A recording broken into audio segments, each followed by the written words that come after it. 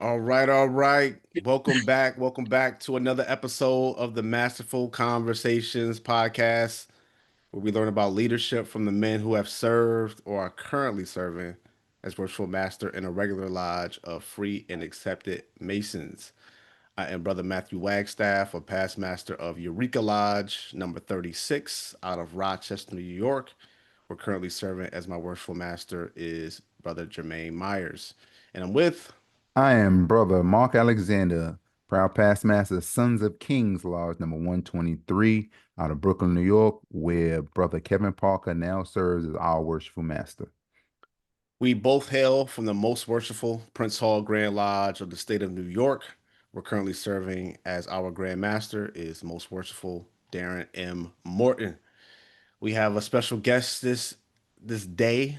I don't want to say what time it is, but we have a special guest today who has served in multiple jurisdictions. But before we do our introduction of our guest, we do have a quick disclaimer. Um, This show is intended for educational and entertainment purposes only. The views and opinions are our own. Do not express the views or opinions of our respective lodges or grand lodges. If you have any particular questions, please consult the proper officer in your particular jurisdiction. Absolutely, absolutely. So, with that, let's jump right into it. I want to introduce our guest today. We have with us past Master Stuart Lee, who is currently a member of Nathaniel Matthew Adams Jr. Military Lodge number 29 out of the most worshipful Prince Hall Grand Lodge of the District of Columbia. Uh, Another area check. there we go. Yeah, There we go. We might get a couple extra ones too from his past master. yeah, we're gonna There take them we all. go. Past Master Lee is also he's also a past master of Pima Lodge or Pima. Pima. Pima Lodge number 10 of the most worshipful Prince Hall Grand Lodge of Arizona. He is a past master of Jerusalem Lodge, Military Lodge, excuse me, number 100 of the most worshipful Union Grand Lodge of Florida. He is a past potentate of Scimitar Temple, number 108 of the Ancient Egyptian Arabic Order of the Nobles of the Mystic Shrine. He's a past patron of Desert Star Chapter 8, number 8 of the Order Eastern Star, Prince Hall affiliated. And he's also received the last and final degree of the Ancient Accepted Scottish Rite, the 33rd degree. Welcome, welcome, welcome, Past Master Lee, to the Masterful Conversations podcast. Hey, thank you, good brother. You got all of that out. You did just fine, man. Yes, yes. We know that There's there's a more. lot. We know there's more, but these are the ones we want to share. Hey, yeah, keep it simple. I definitely like to thank you all for the invite. Just to make sure I recognize my leadership, my worshipful master is Sean Jackson, and my most worshipful grandmaster is Glenn N. Ruffin. Excellent. And he's the most worshipful grandmaster for the Prince Hall Grand Lodge jurisdiction of District of Columbia. Appreciate that. Thank you. Thank you. Got to handle business. Make sure you get it right. Yeah, All right. yeah. All right. So let's just jump right into it. We love this podcast is all about learning about history and your journey as a leader. So can you just start us off with your origin story? I mean, you've been in multiple jurisdictions, serving in many capacities. Can you let us know, give us a little bit of history around when you were raised, where you were raised, and your journey to the East? Yep, absolutely. So, well, first off, I am a military veteran, Air Force veteran, and so my travels in the military actually took me to Okinawa, is where I became was made a Mason. I was raised in Okinawa Military Lodge number 68, and they fall under the most worshipful Prince Hall Grand Lodge jurisdiction of Washington State. And that was around June 2010, which I was raised. First position there elected was secretary. At the time, I was still in the military. I was a first sergeant at the time in the military. If you don't know what a first sergeant is, first sergeant takes care of a lot of the administrative tasks and also advises the commander on issues regarding enlisted personnel. So it's a lot of advising and knowing we call it the Uniform Code of Military Justice, and advising the commanders, keeping them out of trouble as well, but basically just taking care of our military members.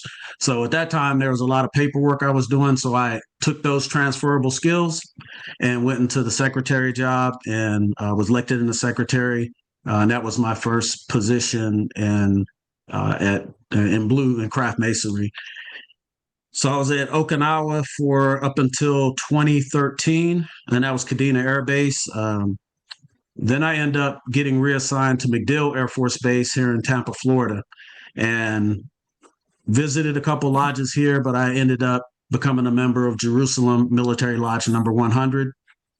When I was there, served as junior warden first, and then shortly thereafterwards, I ended up going in as master and served as master for 2 years. However, due to moving again, I had my senior warden, Charles Rackley. Love that brother, good brother, a Mason's Mason. But he stepped in for about 6 months there and covered my administration there. After that, because my wife and I owned a home in Arizona, and I'd retired from the military at MacDill, and we're paying for 2 homes. So we went ahead and relocated to Arizona, and I became a member of Pima Lodge number 10 and was there for a while. And then as far as positions, I served as secretary for Pima Lodge number 10, and then eventually served as master for Pima Lodge number 10. And after that, my wife ended up getting a job in DC. So you can see where this is going, right? So my wife ended up getting a job in DC. So that took us to DC. And at that point in time, I became a member, Nathaniel Matthew Adams Jr, Military Lodge number 29. And after leaving DC, now I'm in Tampa. I'm still a member of NMA 29. So I haven't transferred membership. But if you kind of wonder why I moved my jurisdiction so much, is because I've always felt that you should put in work where you're at. Put in work where you're at. I've seen instances where, especially if we're talking about Freemasonry and a fraternity and knowing one another, one of the things that I've seen is where you have a brother who's passed, and we think he's a brother. He hasn't been out to the lodge, but we get a brother who's passed, but nobody in the jurisdiction knows him. They don't know who he is. You never communicate with the CCFC and say, "Hey, I'm sojourning in your jurisdiction."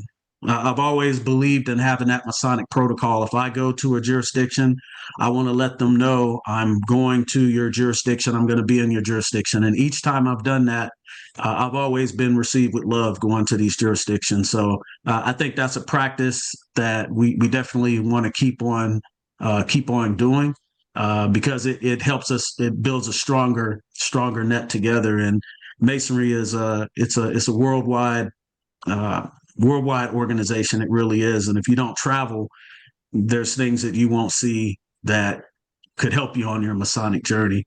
So, but right now, I'm just a member of past master of Nathaniel Matthew Adams Jr. Military Lodge number 29, and this is where I'm at for right now. Don't know if I'm going to demit. I don't think I am. As I was talking earlier with you all, it's at a certain point with other houses, especially, you have to look and see how other jurisdictions are going to affect your other houses, especially being that I'm Scottish Rite Northern jurisdiction, and then I'm in a Southern jurisdiction lodge.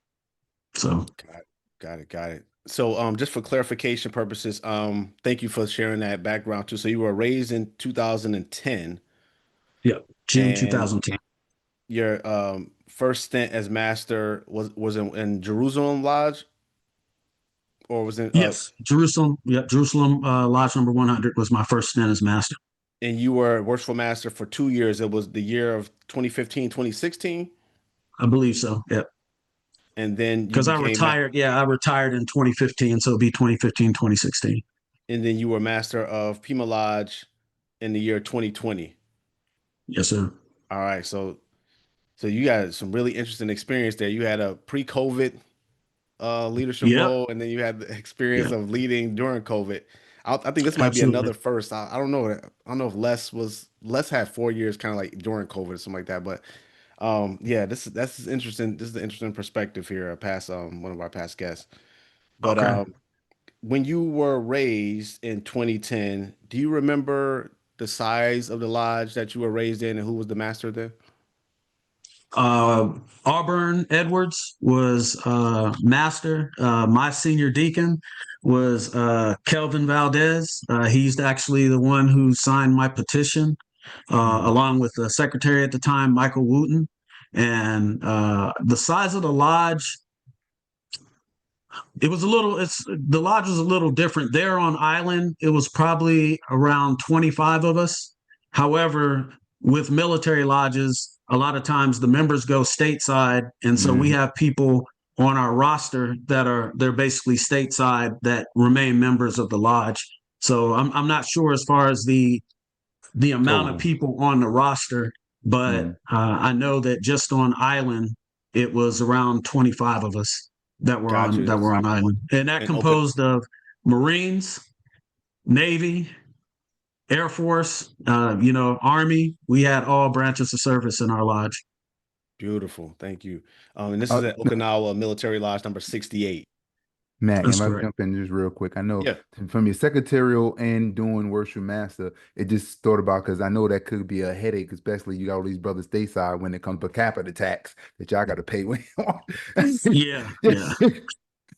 Yeah, that had to be a difficult situation to It, maneuver. it it wasn't. I mean, as No, not secretary really. for the first gig, Hmm. as secretary at Okie Mill, and I'll bring up a specific instance that resonates with me is I became secretary and I knew we had all these members that were stateside. And so one of the first things I did was I went through the roster and I started calling these brothers. One of the people that I called was Daniel Poole.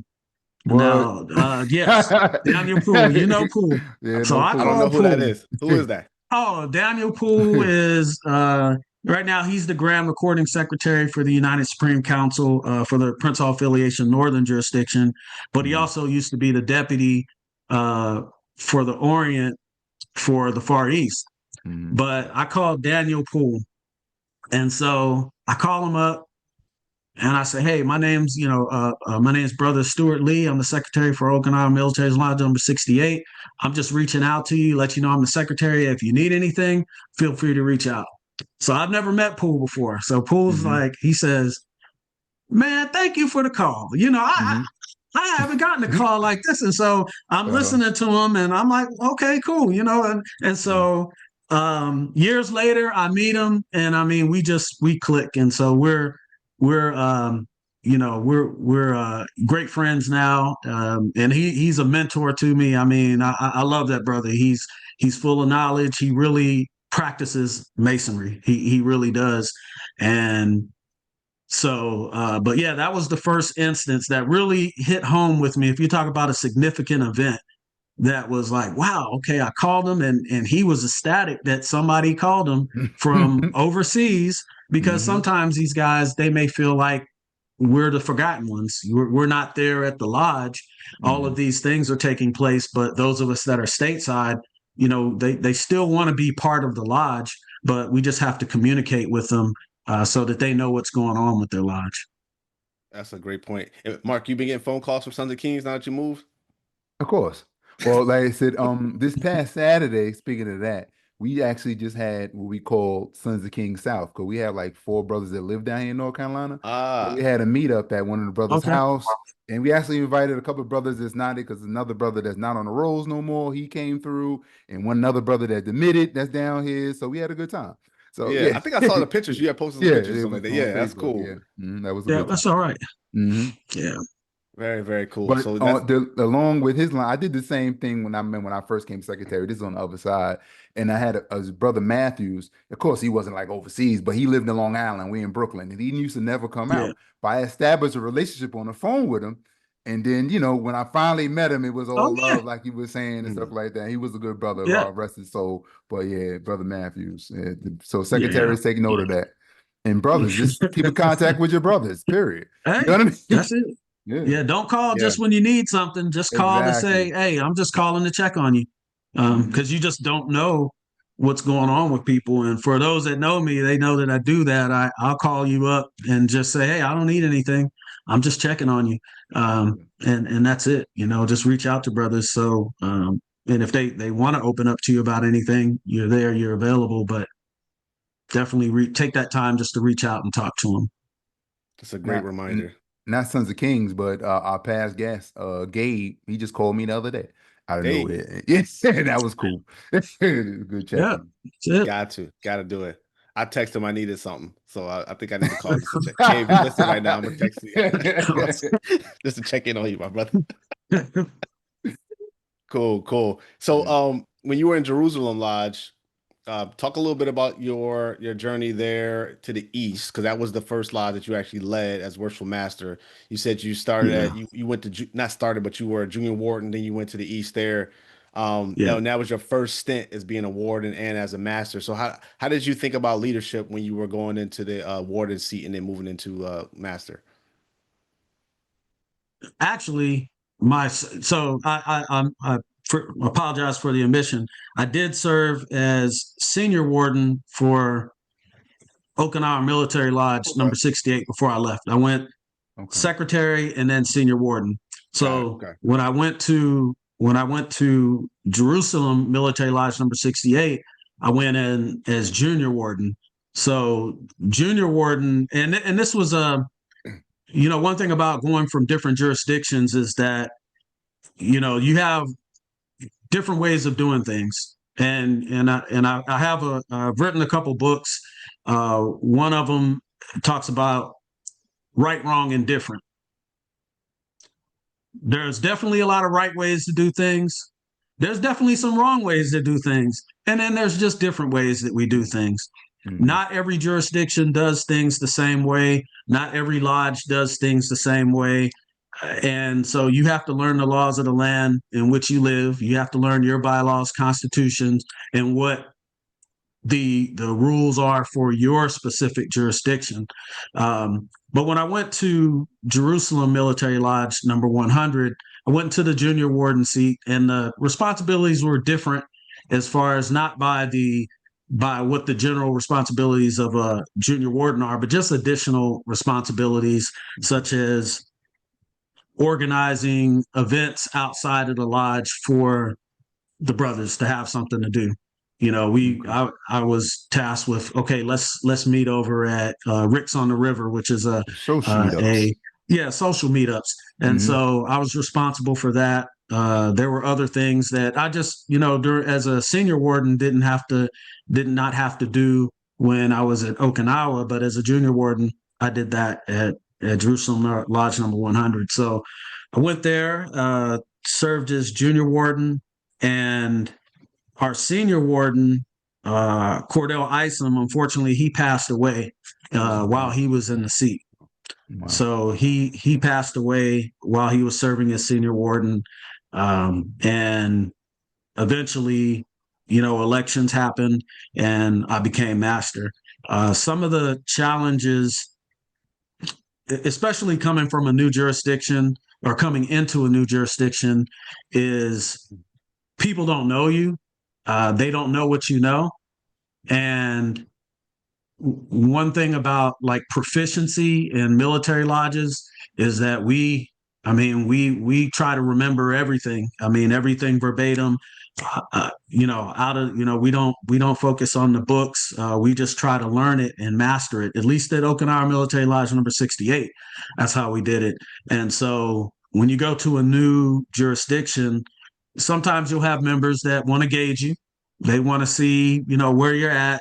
And, unfortunately, sometimes you have members that may feel like competition. That's what I experienced. Okay. That's what I experienced. And that was it wasn't from a lot of members. It's just a few members, but that's what I experienced. But I did have mentors that kind of informed me to say, hey, Stu, this is what's going to happen. Just be aware of it. Don't take it personally. It's just, that's just what happens. And it happened. He was correct. And so I went into the seat as master, and that was under, as junior warden, I served under Anthony T. Stafford, past Grand Master Anthony T. Stafford, and then I served under past Grand Master Walter Gully as master. And so some of the challenges as master was just really trying to rally the members together and to bring them together and get them on your plan on, how you want to lead the lodge. I was never one to say it's just me, but I consulted with my wardens and talked to them and said, hey, what do we want to do this year? And we would present it to the craft and get the craft buy-in too. But what I found a lot of times was you're going to have people that support you. You're going to have people that I call it the peanut gallery. They're just going to sit there and watch as it goes down. And then you're going to have people that aren't going to support you. And that's just the reality. And as a master, you have to understand that, and you have to continue pressing forward. Continue pressing forward with what you're trying to do. Take wise counsel always, but you're always going to have those people that, once again, support you. You're going to have people that just stand by and then watch, and they're not really actively engaging. And then you're going to have people who, unfortunately, they're going to work against you at times. But the goal is to try to create something and create impact and demonstrate through action and show them through results that you can say, hey, this is what we're doing as a lodge. And hopefully you can bring some of those people that maybe did not see the vision over to you, and then we can move forward as a lodge. One of the things that we did was a Relay for Life for here in Tampa. I think we had won, like for the small unit, we won a Relay for Life where we were basically, we were raising money for cancer. And so we ended up getting awarded a prize there. We had Masonic proficiency as well for the lodge. It was a brain bowl that the Grand Lodge put on during session, and Jerusalem Military Lodge number 100. I like that. Yeah, I love that. I always thought we should do stuff like I that. love that. Oh yeah, it was good. And exactly. And if you ever been to a grand session in Florida, man, the grand session in Florida is something else. I would say it was my first grand session, and they put on a great grand session. But one of the things that was put on was the Brain Bowl. And so the Brain Bowl consisted of just asking questions from the ritual, asking questions from the Constitution and bylaws. It was just asking those questions, and they were specific to Union Grand Lodge, Constitution, bylaws. We talked about the landmarks. I mean, everything's on the table. So we talked about that, and I think J100 came out. We came out as the winners. So those are just some of the things that we did. Also, just looking at different ways of doing things, like adding at that time a PayPal account. We have to improve the processes. Let's make things easier. Adding a PayPal account, because you got a lot of brothers that they like, no, I want to write a check. I'm not going to do PayPal. But at this day and age, at that time, I was trying to figure out ways to make us more efficient and to be able to account for money better and make it easier on the members. So one of the things I had done was implement, PayPal and a few other things, but they were successful. I think from the feedback I get from past masters that I see now, they appreciated the leadership at that point in time. And I was a young brother. I was just trying to, I relied a lot on my military skills, and, the military Air Force were not, give them an order, give them a knife hand and say, you're going to do this, you're going to do that. That's not the Air Force. Air Force believes, leadership, the art of influencing and directing teams to accomplish missions, tasks. It's all about influence and building that leadership base versus a power base or position base. We already know you're in a position base, but how do you build influence through character and through action? And so that's what I tried to focus on as master, and that's basically how I operate. I uh, try to influence and inspire. However, sometimes you have to you got to buy go that and depending on the stakes, you got to let them know, okay, this is what's going to happen. Yeah. Just a little bit more context too. When you were master the first time, or when you joined, yeah, when you mastered the first time in 2015, how many brothers were in your lodge roughly? Probably, I want to say probably 45 brothers on the rolls. 45 brothers and roles. And Yeah. were there any, because I don't think we have any military lodges in New York under Prince Hall. We do, but I don't know how, was it Paul, something like that? Something's up there in the fifth. I mean, Paul Coop, Paul Cooper, military military lodge. lodge? Yeah, Paul Okay. Cooper's a military lodge. All right. Apologies, Paul Cooper. If there are any other military lodges. How many military lodges were in Florida roughly? Were there a lot of military lodges in Florida for you all to sort of compete No, against? there Okay. wasn't. Usually, Jerusalem was next to McDill. So you had a lot of members, military members, get transferred to McDill Air Force Base, and so they would, if we can capture those members. One of the things that we did was on base. We had a few people that worked on base, and what we would do is meet at the golf course. Golf course had like a little breakfast area that you can go to, and also the non-commissioned officers club Hmm. had an area that we can meet. So when we get those new brothers to come in, we would invite them there to come out, fellowship, and just talk. And so that's how I got pulled in. I got pulled in that way because I was looking around like, hey, where's the lodge? I don't, you're looking for um, things, emblems, and on Yeah, cars and exactly. stuff like that. And hey, you want to talk to a brother, but sometimes, I found out that those brothers were just traveling and sojourning as well. They didn't know Hmm. about any of the lodges in the area. So eventually I made some contacts and reached out, and I was able to make contact. And from there, I became a member, and you guys kind of know the rest. Okay. Got it. Thank you for that. So yeah, Paul J. Cooper. I was doing some quick research. Paul J. Cooper, military lodge number 120 Hmm. out of Fort Okay. Drum. Hmm. So shout out to those brothers for sure. You talked about leadership, and you almost started to answer our next question, but I need to ask another question before we get into that point real fast. Is Okay. because you served as worshipful master more than once, in two different lodges in two different jurisdictions. So you got raised in 2010, became master in 2015.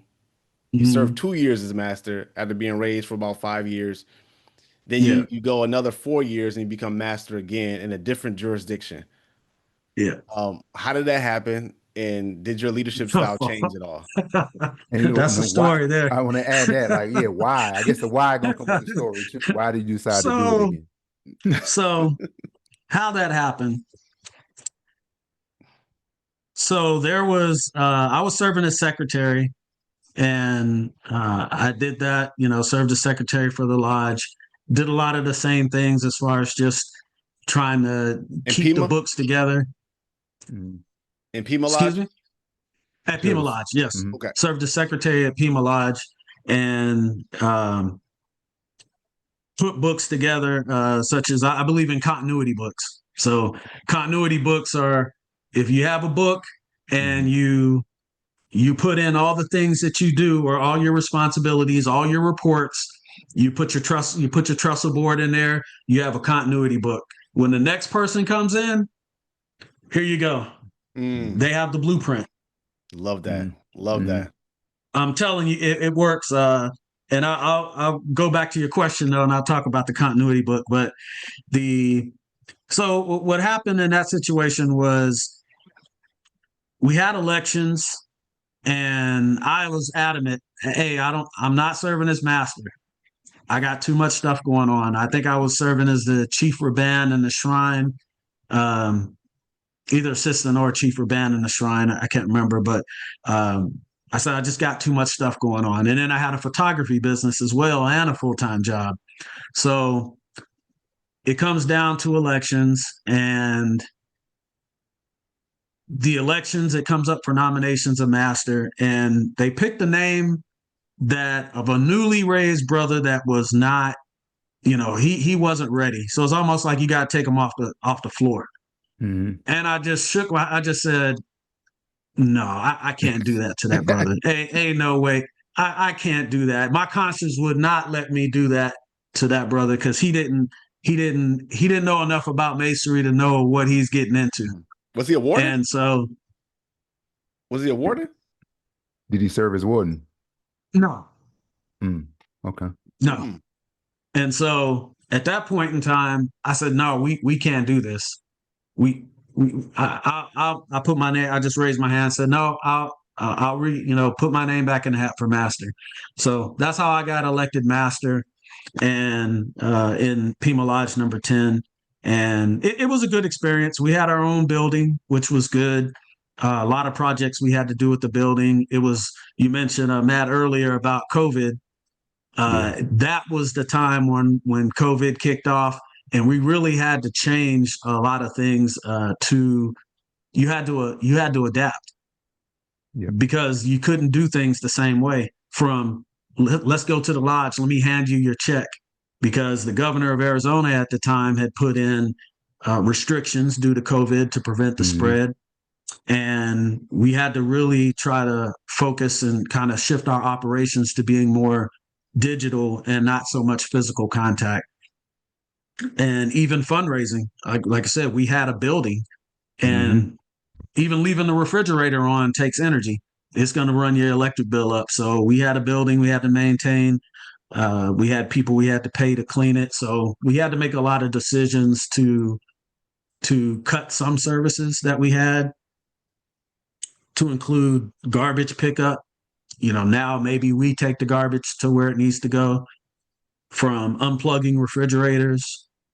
With fundraisers, I think the first fundraiser I had was, I think I had a coin fundraiser for Pima Lodge, where we sold coins. And so we sold coins, made some money there. And there was a couple other fundraisers that we did, but that was basically just to keep the lodge going and to be able to pay our bills and do things of that nature. So it was a good experience. I looked at a lot of there was, on the second floor, there was a lot of pictures from past Master Dick Lemons.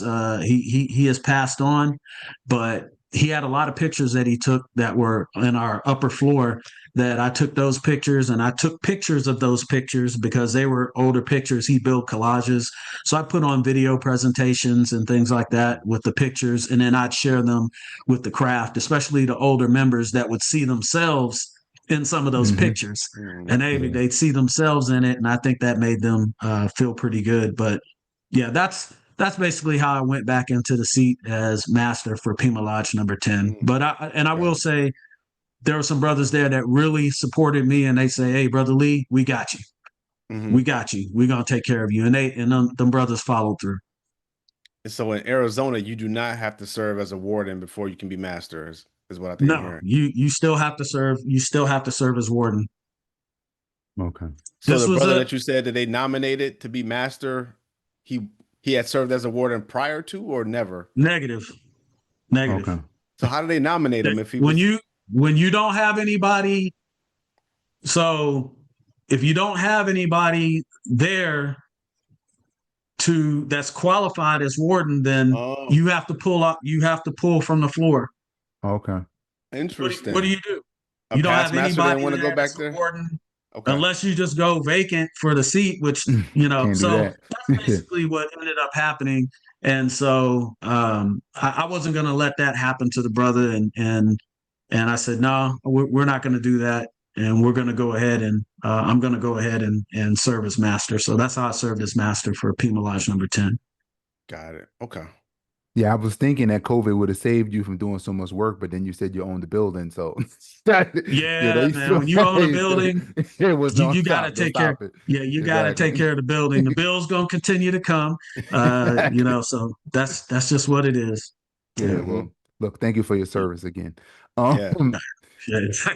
I know one thing I'm always interested in, particularly speaking of military lodge, and you have been a few in a few of them, and I guess we would say a regular lodge.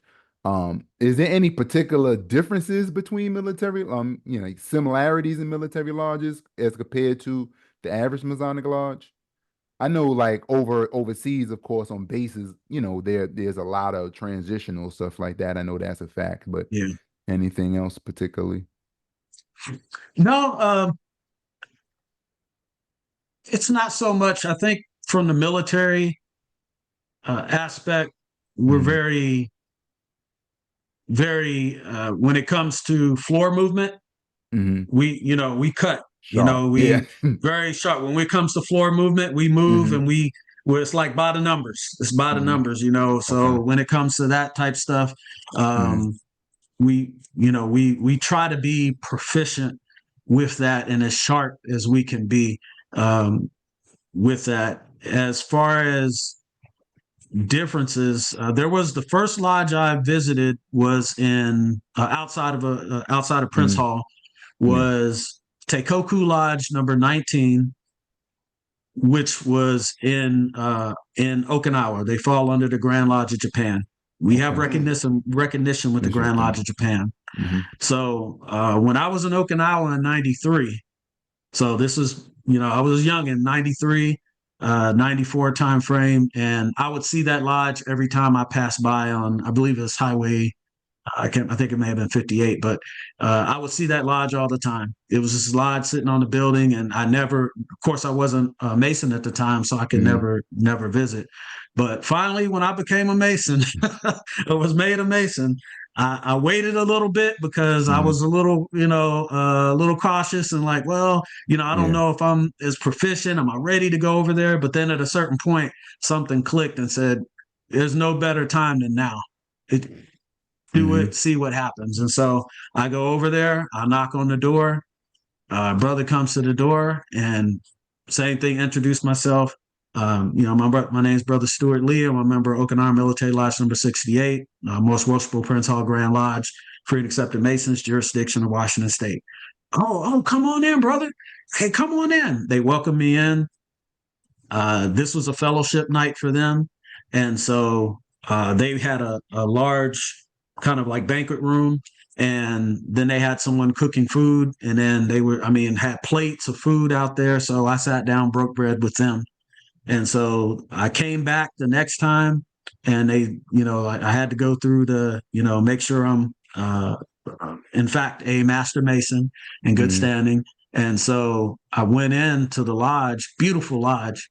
Yeah, I was gonna ask, is that light blue with the starry deck? I think it has a starry deck or whatever. Yeah, I think so. Yeah, yeah, Yeah, but exactly. That's they have a blue curtain mm-hmm. in the east too. But Okay. Mm-hmm. yeah, Now I beautiful seen that. lodge. I seen I don't know if it was that one, but I seen a picture of that lodge in on books I always had, and then I Oh, was okay, trying to see okay. what it was. Yeah, yeah, exactly. Yeah, it's a beautiful lodge. Great brothers in there, but they weren't as rigid, Mm-hmm. but they still flowed. They came by. It was natural. Okay. So military lodges seem to be a little more rigid Okay.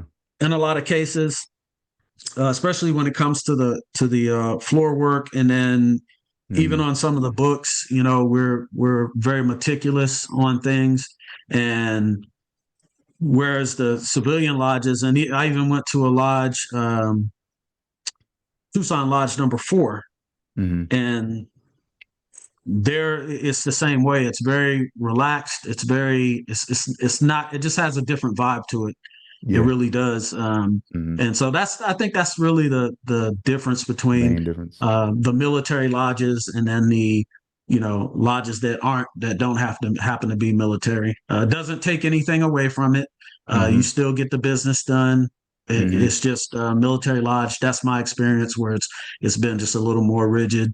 But we just try to be sharp in everything we're doing. Cool. Any particular tips you would give a civilian a civilian Mason that wanted to visit a military lodge? No, just come in, just visit. Come on in. All right. Just visit. You're going to see when you go. My current lodge was the first time I visited that lodge, Nathaniel Matthew Adams Jr. Military Lodge, number 29. Them brothers were sharp. When I tell you, I walked in and I mean, they were cutting, the floor work was amazing. And you'll see I'll say you have different positions in different jurisdictions. So just be aware of that. It's like that, you may have the standard positions, but then you may have, 2 masters of ceremonies or, something like that. And so, but them brothers were sharp. I mean, they were sharp. And so that was one of the things that really drew me to the lodge. And I just smiled. I said, man, you brothers, okay, y'all doing it. Y'all doing the thing. So they were sharp, but no particular, just sit back, watch, do as you do in your jurisdiction. When you go to a lodge, you don't, I've always been, you're not, depending on the jurisdiction, and this does not reflect any Grand Lodge, but if you go to a lodge, do as you do within your jurisdiction until you become a member of that jurisdiction. I'm from, my jurisdiction is now DC. So if you ever see a DC Mason, we do things a little differently, but it's beautiful. It really is. That's what I was about to say. I can imagine like the military laws mixed with what DC already does. That'd be exciting. Yeah, man. Yeah, DC is DC's man. Yeah, and that's the other challenge is you're learning, being the 4 jurisdictions, I almost had to learn almost 4 rituals in a sense. So it's a challenge from like Leicester's. Look to the east, and then Washington State had their own ritual, and then Florida had their own ritual, which was very similar to Washington State. So that wasn't, too far. But then there's still some differences. Constitution's different, so it's just learning that particular whatever jurisdiction you're a member of at that time. Just learning the way that they do things, and then adapting. If you're going to be a member and learn their customs, learn their ways. Definitely. Well, you kind of like, and Matt said you was leading up to the question and kind of answered to us to an extent, but what is your opinion of what is effective leadership? Effective leadership, for my opinion of it, I'll say an effective leader. So I'm big on servant leadership. Servant leadership, if you don't know what it is, it's basically the leader. It's almost like the leader eats last. With servant leadership, accountability goes both ways. It's great for the leader to be from this pinnacle at the top to say, I hold everyone accountable. But at the same time, those same brothers that are down there, they also hold you accountable. They expect you to lead. They expect you to be, of active good rapport. So leadership goes both ways, but servant leadership is one of the things that I practice a lot of, is just being a servant leader, taking care of people. I think if you take care of people, then the mission will happen. Whatever you're trying to accomplish is going to happen. As a leader, you're there to provide the guidance and to lead them. As a master, you're basically being selected amongst your peers. And they're looking to you, amongst your peers, and they're looking for you to lead. But if you sit there and you don't do anything, and you're stagnant, and you provide no direction on where we're going to go, now we have confusion. Now what do we do? What do we do? So as a leader, step in, provide direction, educate yourself on the topics. You're not going to be the smartest person in the room. It just doesn't work that way. You're not going to be the smartest person on the room to know everything about everything. Sometimes you're going to have to rely on senior members. Sometimes you're going to have to rely on junior members that have certain skill sets or have certain opinions that you have to take them into consideration. So as a leader, you have to be able to communicate with all different types of people, communicate with everyone, and also kind of learn how people tick. You know, what's a reward to them? Some people like just a pat on the back. Some people just like, hey, good job. Some people are results driven where they do something and they want to see the end result. They want to see the impact. Some people are more so public. I want to be publicly acknowledged. You just have different things for different people that are rewards for them, that are viewed as rewards.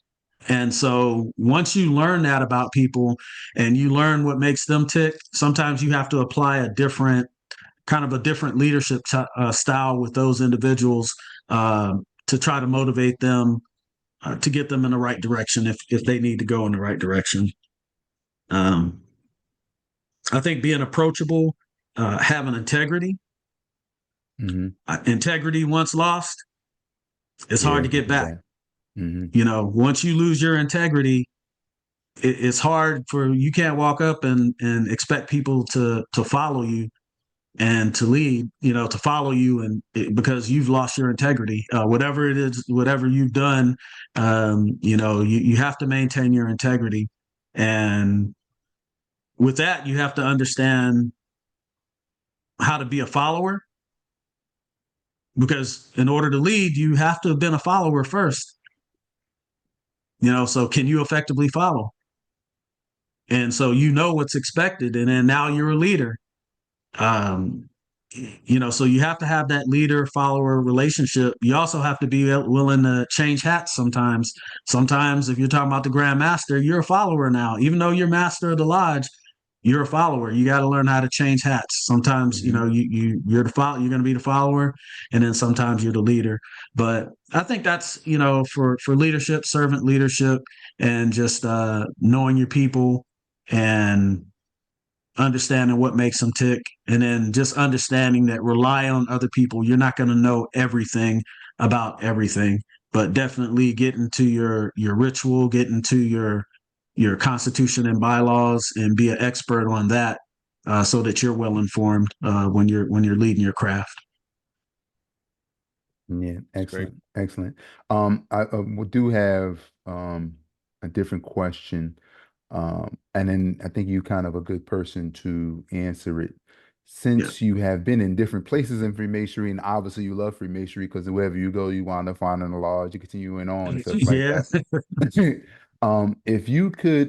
If it was a billboard and you could write anything on it to represent Freemasonry for the world, what would you put on the billboard?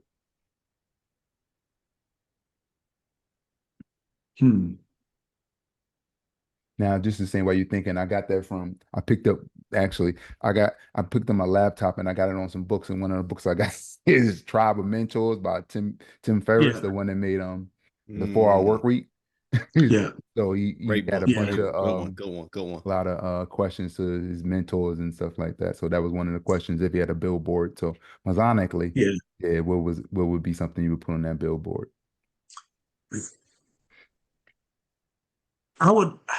I don't know specifically what I would put on the billboard, but I could tell you it would be something to the point to kind of describe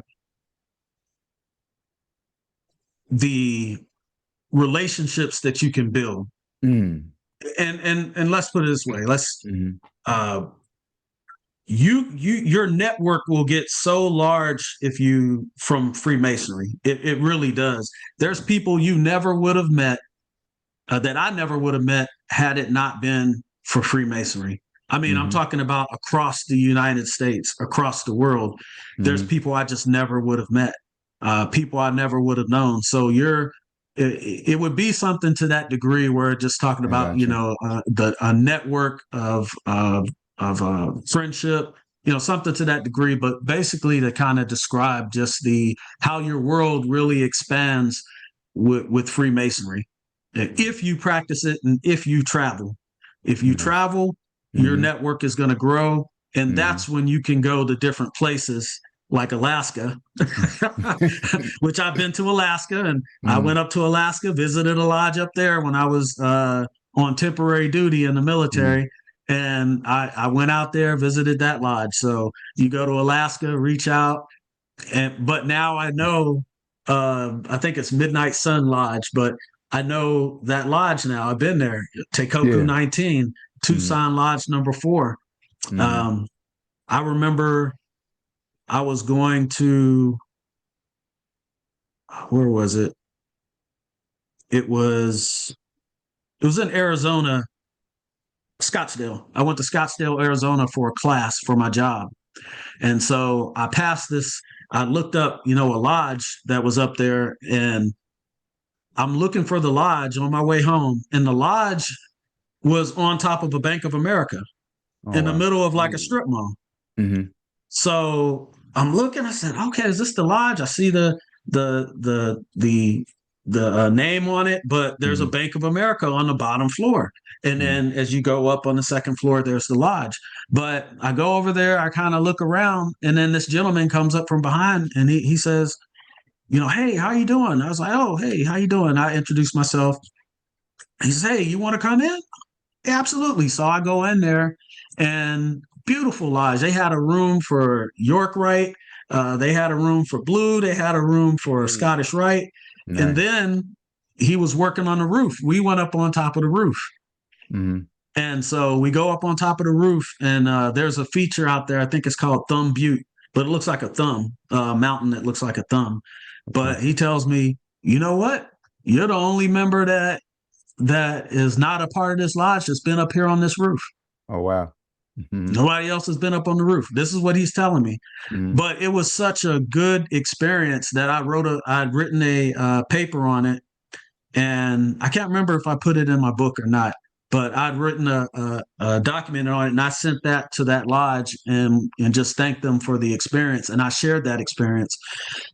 But had I not taken that time to just stop and travel and meet people, then I never would have met that. I never would have met that brother. So I would say something to the point of just, Freemasonry, the worldwide network, something to that degree. But you really could, if you don't travel, I mean, if you're a traveling man, you're a Mason, you got to travel. And once you go out and travel, I'm telling you, Freemasonry starts to bloom, kind of like the Masonic Garden. Right, Mark? Yeah, exactly. Like the Masonic Garden. Like the Masonic Garden. It starts to bloom, but you gotta water them. You gotta water it. Gotta have some good soil and provide some good nutrients to them seeds so they can grow. And all that. That's right. That's right. That's what you need. Very much so. Yeah, that network and just the friendship and brotherhood and all that. Yeah, I get it. And that's a point. Yeah. And then we stress it, but we don't really, sometimes we don't explain it too well to, like, especially the outsiders, the brothers, people that want to come in, and how much you can get out of that part of Freemasonry. Which like I probably just, I mean, I always had it or whatever, but over the last few years, especially once I got you talking about World Nationwide, I learned to appreciate it through my Scottish Rite class. Now I got brothers across the country, and that's since I'm like, I'm a traveling man a little bit. You travel, and that's another thing I say. You travel however far you can. You know what I mean? I wasn't going all over the place or whatever, but you travel locally, even if it's to your next district. Just get out as much as you can, and meet some new people. It'd be some people that you never got to meet before. But my third class, it gave me that larger experience of the craft and knowing that I got brothers in different parts of the country and even far east now, that I can call upon and chop it up with and things like that is big.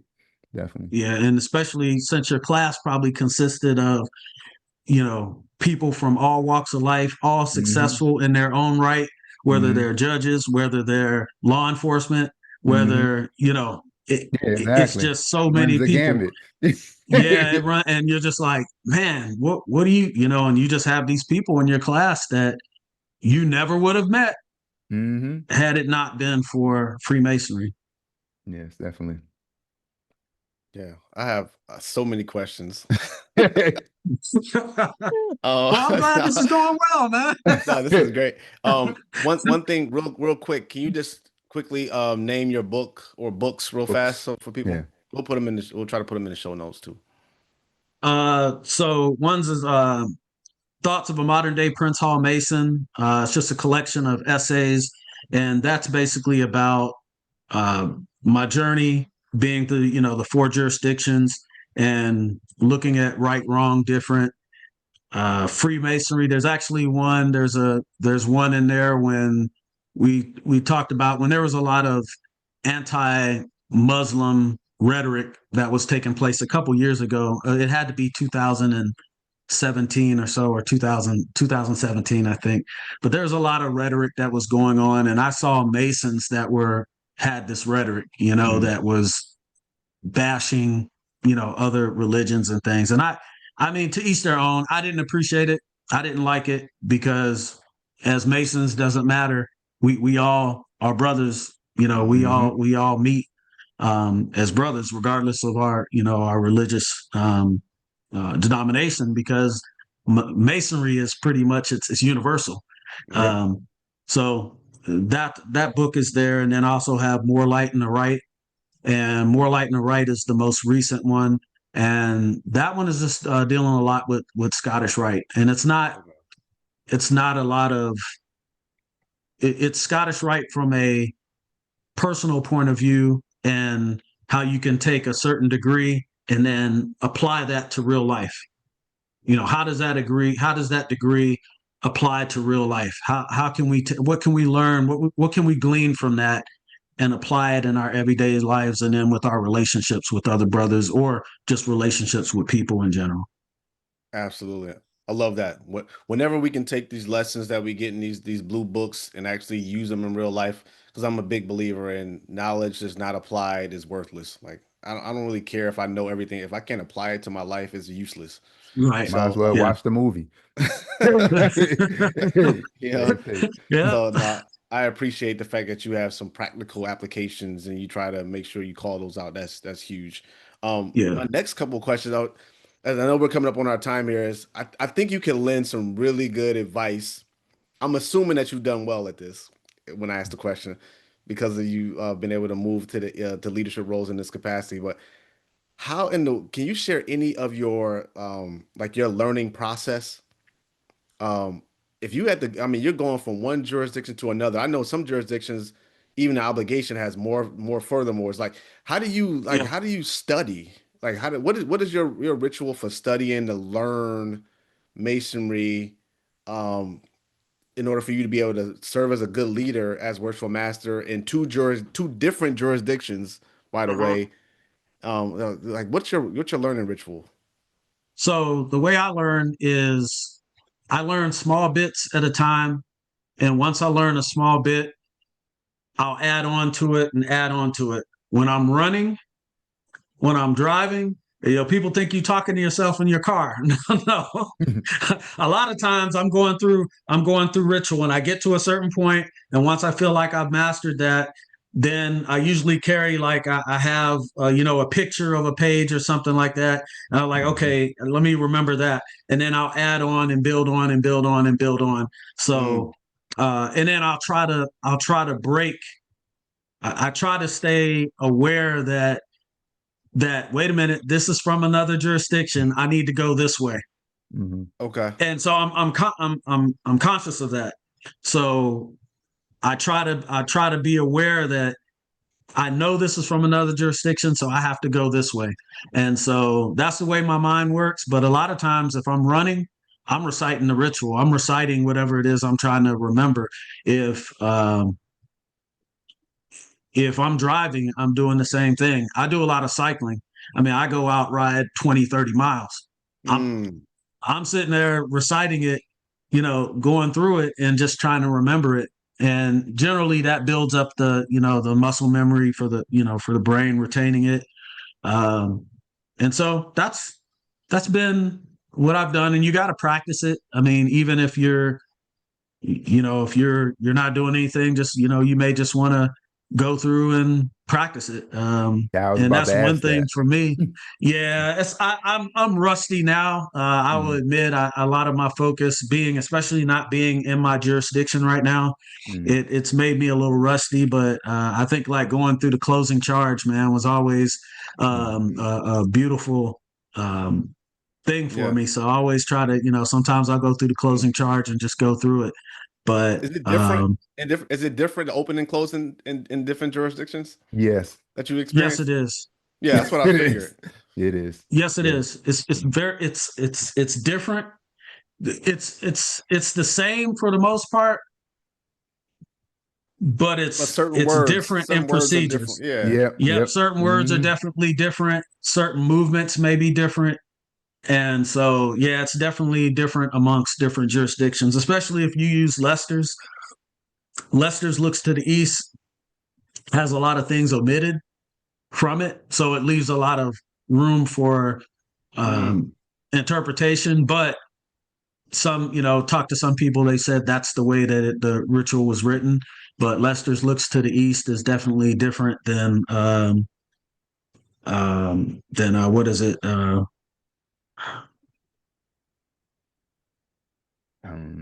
Oh, man, I can't remember the name of the Uh-oh. ritual. okay. It's the ciphered ritual.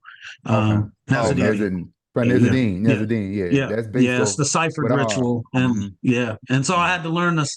I had to learn the ciphered one too. So you learn the ciphered ritual, and that one, if you know the ritual, the things it'll pop out at you. Yeah. mm, You'll Yeah. see it, and you'll say, "Oh, I know what this is," and it'll just flow naturally. There'll be some things you'll get hung up on, but you can read it, but you just got to know the ritual. And even I mentioned going to a Japanese lodge.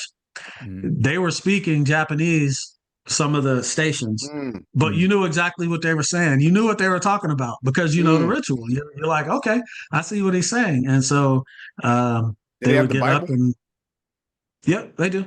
Okay. All right. Cool. Yeah.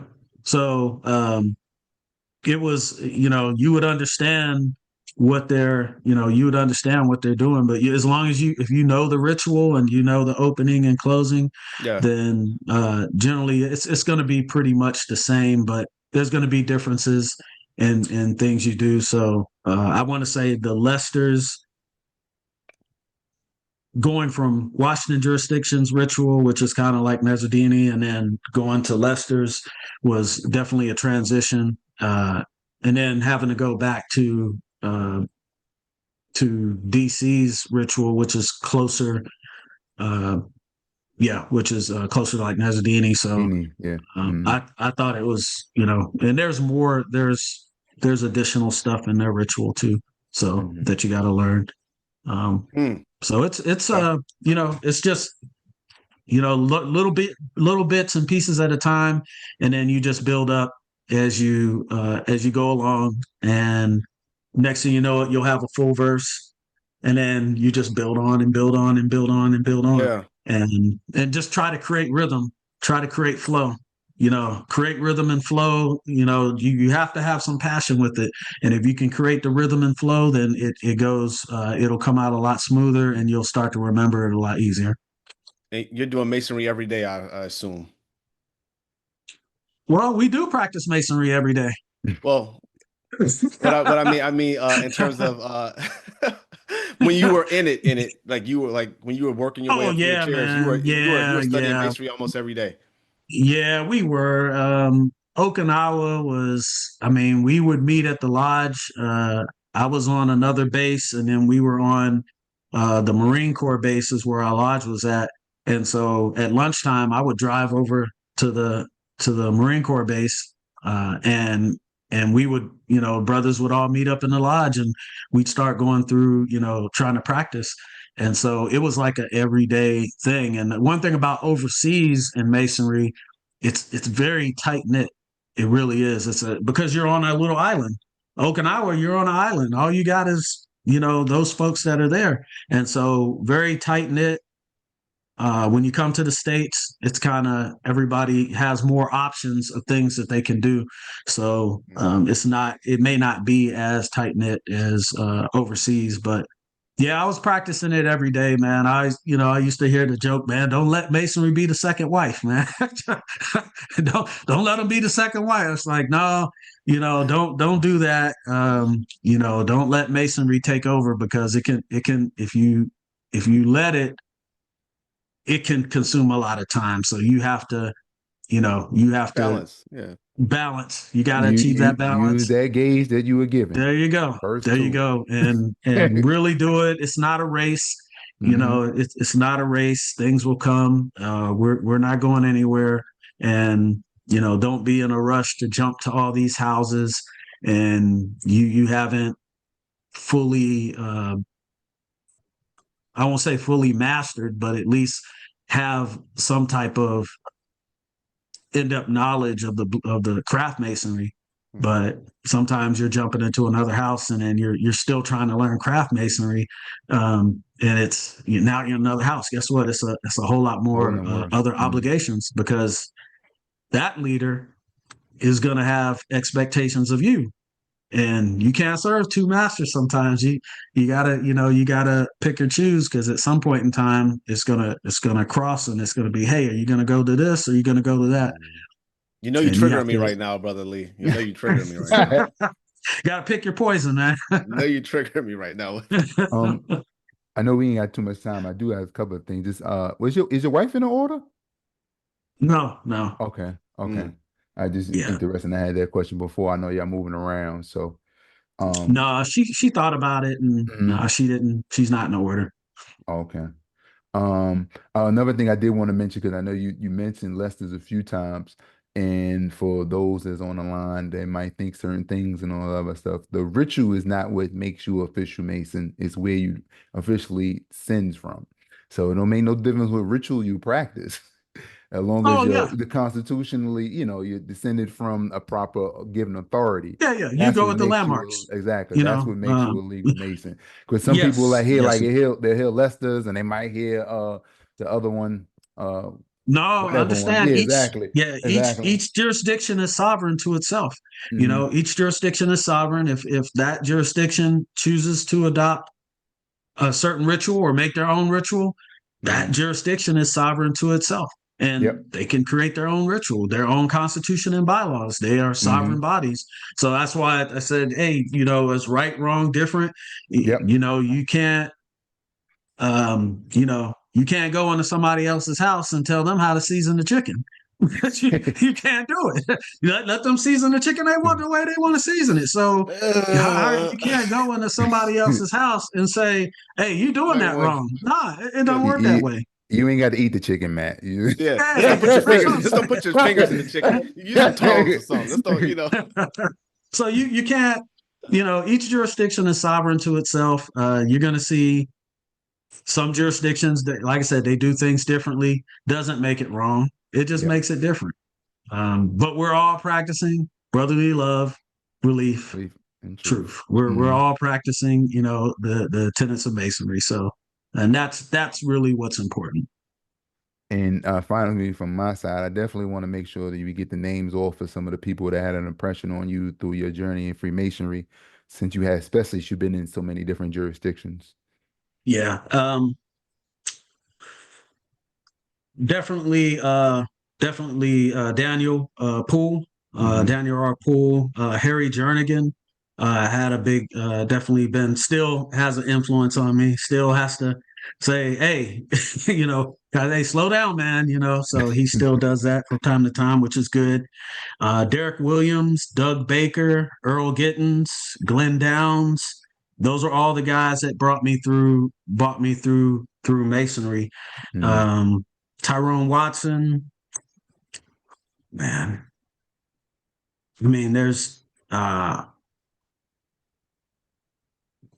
let me see, trying to jump from jurisdictions. Michael Hodge out of Arizona, Hmm. Elvin Sanders, Sandman, um, out of Arizona as well.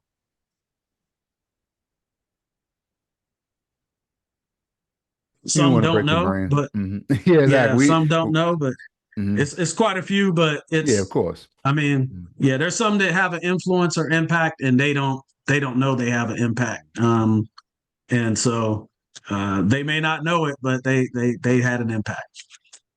But those are just a few. There's many others. Of course. Blame it on my mind, not on my heart. No, that's all the time. That's the Yeah, common yeah. that's the theme for this segment every time. Yeah, because it's so many Yeah. out there that's influences you in one way or another that it's just too many to name. Mm-hmm. For sure, for sure.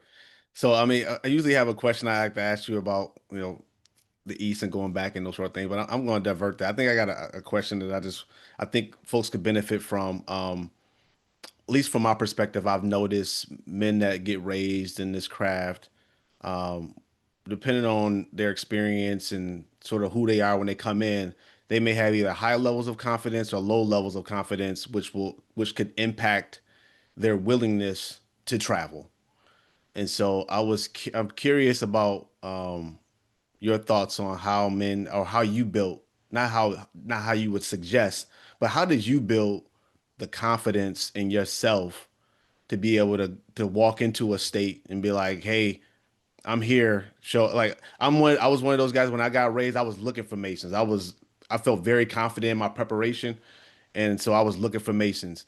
I'm very curious about like how you built that confidence. And I think people that are listening right now may take something from that in terms of like what was it about you? Was it something that you came with, your preparation, or just what was it that allowed you to be confident enough to step into a different jurisdiction, let alone and say, hey, I want to be a part of your lodge. I'm just walking in. I'm a Mason. What's up? Yeah, I think that's. I think it's not to be. You're a Mason. It's not to be scared to do that. If we're, and my thought with Masonry is I've always looked at it as, hey, this is a worldwide organization. But how is it going to be a worldwide organization? There has to be more to it than just the words. How is it going to be that if we don't go out and visit other brothers? I always heard stories about, man, I went to the airport and, he saw something. He said, hey, brother, come on up to the line. Come on up, or you just hear these different stories about, just them being Masons, how maybe they were in a tough situation and maybe it was eased a little bit because they were Masons. But no, it's just I think at one point in time I was just meeting brothers within my lodge, and this was in Okinawa, and I was meeting brothers within my lodge, and I finally was like, man, wait a minute, I know there's more to Masonry out here than just my lodge alone. There's other Masons out here. You know what? I'm going to go ahead and do that first step. Once you take the first step, that's the hardest one. Once you knock on the door and you say, hey, and stick to what you know. Hey, introduction, and just say, my name's Brother Stuart Lee. I'm a member of the jurisdiction of. I'm pleased to greet you. Pleased to meet you. You just have to make that introduction. And I think if you make that introduction, I think things will, nobody's going to say, oh, what are you doing here? They're going to, they're going to react accordingly. And so I think that's the key piece, especially if you're by yourself. Now, if you have other brothers that are there that they're willing to take you to a lodge for the first time. Like I would take people to Teikoku after I went the first time. I went back to my lodge and then we set up a joint meeting where we actually went over to Teikoku Lodge and visited them. And, that worked out great. But I think what you have to do is just have that confidence to go and just do it. Nothing's going to happen to you. You just introduce yourself. Introduce yourself and let it go from there. But as far as the confidence, I just believe that, Masonry was as wide as broad that it is. Like I said, that network that we may have not ever met had it not been for this. I think we need to live up to that and travel. If we're going to be traveling men, then let's travel. And so, but that's just my That's just me though. I just, I'm closed mouths don't get fed. So Yeah. you got to go out there, and I would say don't be scared. Just go and introduce yourself and name your lodge, name your jurisdiction. That establish your legitimacy, and you go from there. And then once you do it the first time, it becomes easier. And always remember, you have the chairman committee of foreign correspondence, your CCFC. Each Grand Lodge generally has a CCFC, and they're the ones that send out correspondence to the different jurisdictions, and they talk. But also, if you're sojourning through a jurisdiction, reach out to the CCFC. If you know somebody, then reach out to the district deputy grand master. But the CCFC may say, oh, okay, where are you moving to? Tampa? All right, well, Rob Johnson is the district deputy down there. I'll give him your information and he'll give you a call. Sometimes it was that easy.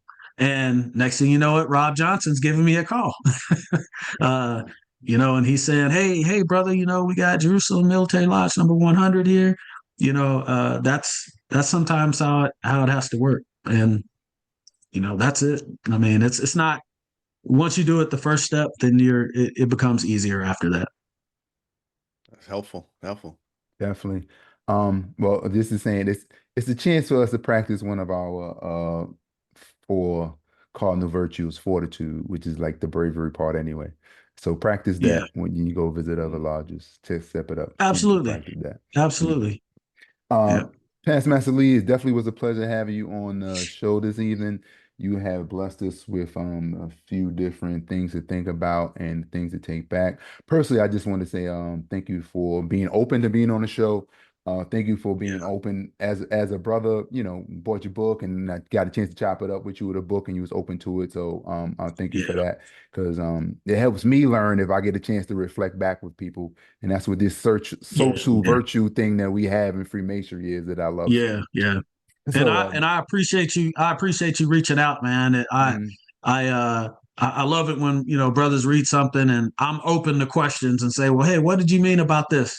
And I love the discussion. That's all building and it only makes each of us better. So yes, definitely. So you definitely left us with a few things. And the first thing last things first, like you said, and I ain't ever thinking about it in that way myself. And I am the vice CCFC for New York. Notify your CCFC or of course CCFC is just in Prince Hall Grand Lodges, so in state Grand Lodges will be Grand Secretaries. Notify them when you're sojourning in another state so they can, lay out the groundwork for you. It's always good to have. That's always been my first go, because even if you have a burial, Masonic burials, brother passes away in your jurisdiction, sometimes we have the courtesy work, right? They'll say, hey, he's an active member, but he's not residing in the jurisdiction. Can you provide the courtesy work? Unless you have a different connection that somebody, then my thought is always, well, let me talk to the CCFC, and the CCFC may say, okay, well, let me put you in contact with this person. And I know they have different responsibilities, but that's my, that's always been my go-to. Yeah, definitely. And that courtesy work is one of the hallmarks of being a regular Freemason, I could say, because if you pass another state and brothers can't do your burial work, if you in one of them organizations that's not recognized, you won't be able to get that.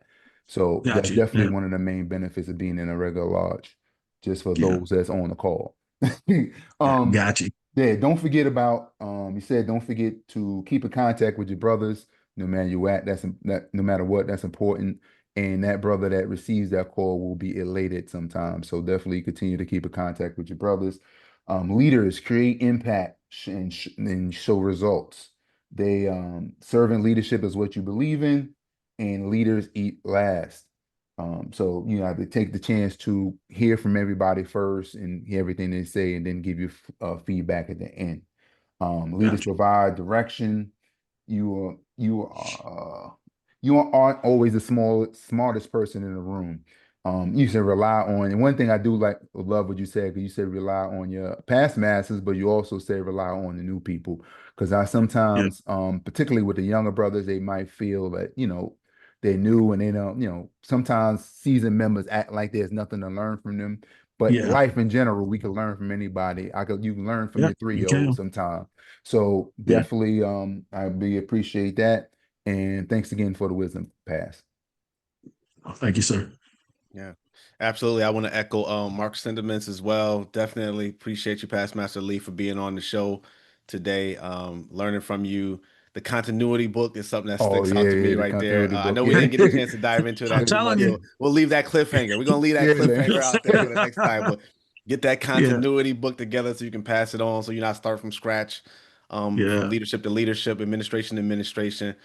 Certainly appreciated that. I appreciate you just giving some inspiration, hopefully, to brothers and who may be listening right now, who may be on the edge about traveling and visiting and worried about getting challenged and all these things. Well, you said just Yeah. just know what you know, like share what you know, and don't try to pretend like you know something you don't know, and that's when you get Yeah. yourself in trouble. So just whatever Yeah. you know, let's establish your legitimacy and leave it at that. That's it.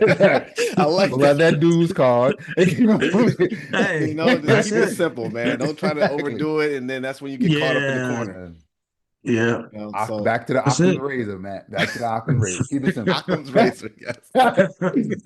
Yes, don't overcomplicate things. Exactly. Yeah. So definitely appreciate that knowledge, that wisdom, and thank you for your military service as well. So much Definitely. appreciated with that Appreciate it, as brother. well. Yeah. Definitely got a new perspective too, and I certainly if and when I'm in these different jurisdictions, I'll be putting your name out there and say, Past Master Lee, I talked to Oh, him. no, no. So I'm gonna be coming through in different jurisdictions and just Some of putting them your will name out probably there. know me. Some of them probably know me, some not. That's all That's good. one thing I found is like somehow, yeah, your name just gets around after a while. So I'm I was kind of surprised at that. Like, oh yeah, Stu Lee, yeah, no, I'm like, so it Yeah, happens, and I'm a very humble brother, but hey, I'm appreciative, so I'll just take it as that. absolutely, yes. Unless So your name is Damien Jack and no everybody don't know you. Hey, yeah, I know you can Dame, only man. Dame's aspire, a good brother. only aspire. Yes, past Yeah. host past I guest as well guess for the it. show. Past guest on the show for sure. So again, Yeah. Past Master Lee, we appreciate you. We thank you for your time, your energy, the talent, all the things you do for the craft, your lodge, and definitely for your military service. And so, with that, everybody, we appreciate you listening into this episode. We like to say that the world needs leaders. Leadership starts with being able to lead yourself. So please, it's hard for you to lead anyone if you can't lead yourself. So please take this episode, take the words you heard from Past Master Lee and through our conversations, try to apply them to your life, whether you are in the craft or not in the craft, to help you become a better person, a better leader in this world. And so, with that, God bless and good night. All right. Y'all take care now.